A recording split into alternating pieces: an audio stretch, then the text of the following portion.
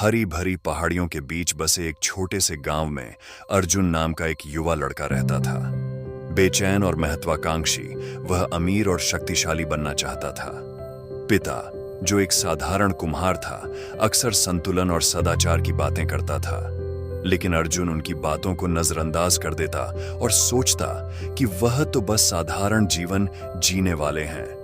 एक दिन गांव में एक यात्री आया।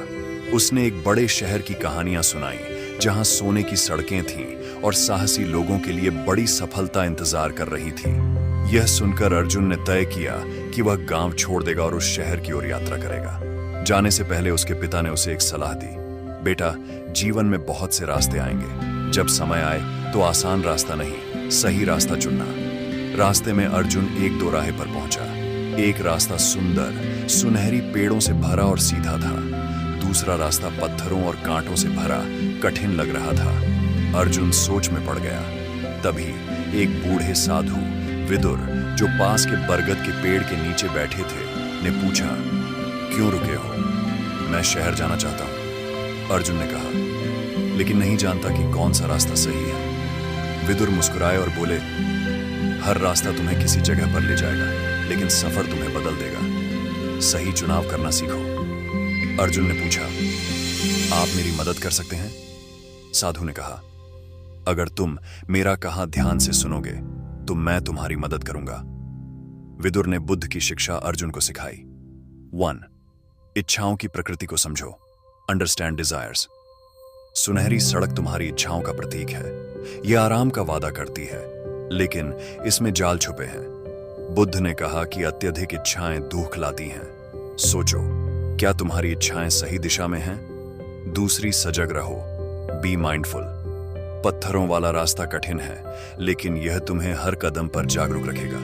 बुद्ध ने कहा, जो हम सोचते हैं वही बनते हैं। यह कठिनाई तुम्हें मजबूत बनाएगी। 3. दया सबसे ऊपर है। Compassion above all. सही रास्ता वह है जो तुम्हें अपने साथ दूसरों का भला करना सिखाए। दूसरों की सेवा ही असली सुख है।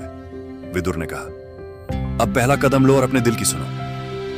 अर्जुन सोच ही रहा था कि जंगल से एक छोटा बच्चा फटे कपड़े पहने और रोते हुए बाहर आया। वह भूखा और थका हुआ था। मदद करो, बच्चे ने कहा। अर्जुन का पहला ख्याल था कि यह बच्चा उसकी यात्रा में रुकावट है, लेकिन विदुर की बातें याद आईं। दया सबसे बड़ी चीज है। अर्जुन ने अपनी झिझक पर काबू पाया, बच्चे को खाना दिया और उसे गांव वापस ले जाने का फैसला किया।